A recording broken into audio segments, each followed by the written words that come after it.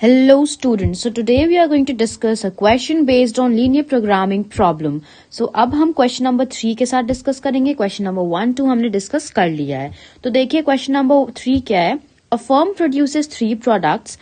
These products are processed on 3 different machines. यानी कि एक फर्म है, एक कंपनी है या एक मैन्युफैक्चरिंग कंपनी है जो कि 3 प्रोडक्ट्स बनाती है.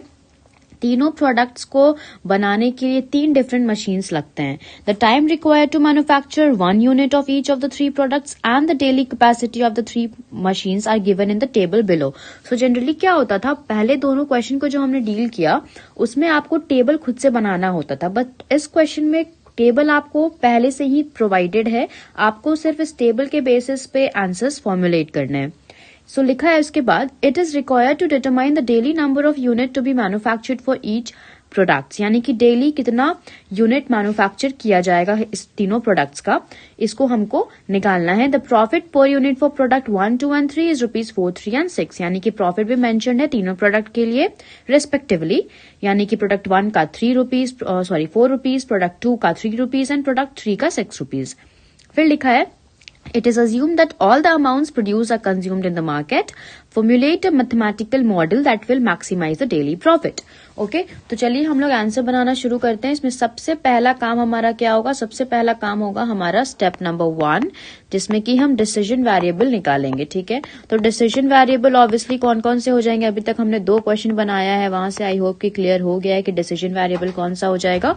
तो यहाँ पे डिसीजन वेरिएबल हो जाएगा हमारा प्रोडक्ट नंबर 1, product number 2 और product number 3. Okay, so product 1 will be P1 decision variable, product 2 will be P2 decision variable second, और product 3 will be our P3. Okay, so ये तीनों हमारे decision variables हो जाएंगे. उसके बाद फिर हम क्या डिस्कस करेंगे, उसके बाद हम देखेंगे कि हमारा ऑब्जेक्टिव फंक्शन कौन कौन सा है. ओके, सो स्टेप 2 में हम ऑब्जेक्टिव फंक्शन देखते हैं.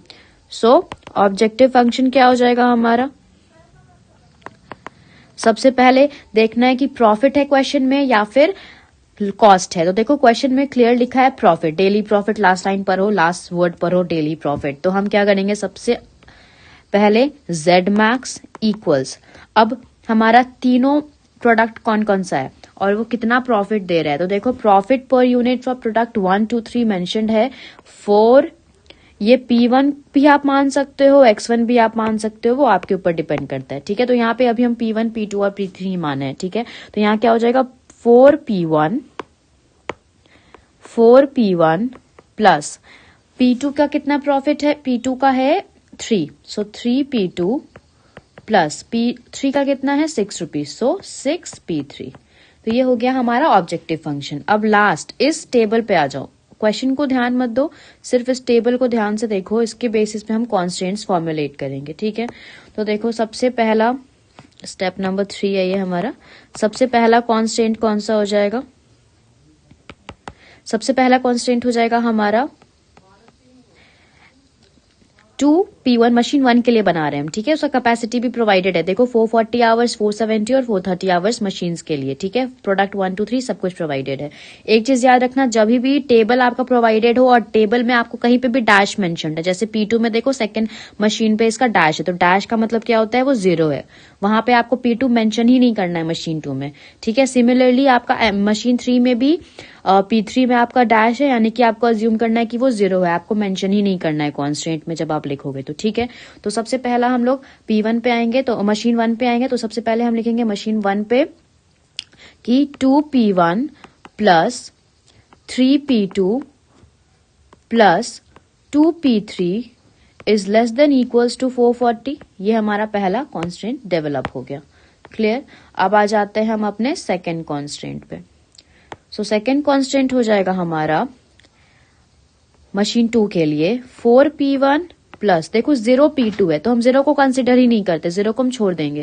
डायरेक्टली क्या लिखेंगे, 3P3 is less than equals to 470. Okay, and last क्या है हमारा कॉन्स्टेंट, लास्ट है हमारा मशीन 3 के लिए, जो कि हो जाएगा 2P1 प्लस 5P2 और यहाँ पे देखो 0 लिखा है फिर से P3 के लिए मशीन 3 में, तो हम 0 को कंसिडर नहीं करेंगे, हम यहाँ पे क्या लिख देंगे, less than equals to 430. Okay, और at last will just write P1. आप अलग अलग भी लिख सकते हो, पिछले दोनों क्वेश्चन में हमने एक साथ लिखा था, आप अलग अलग भी लिख सकते हो. इसमें लिख सकते हो P1 is greater than equals to 0, फिर लिख सकते हो comma P2 is greater than equals to 0, और लिख सकते हो P3 is greater than equals to 0. ये लिखना मस्ट है. So this is all about question number 3. Next video will discuss about question number 4.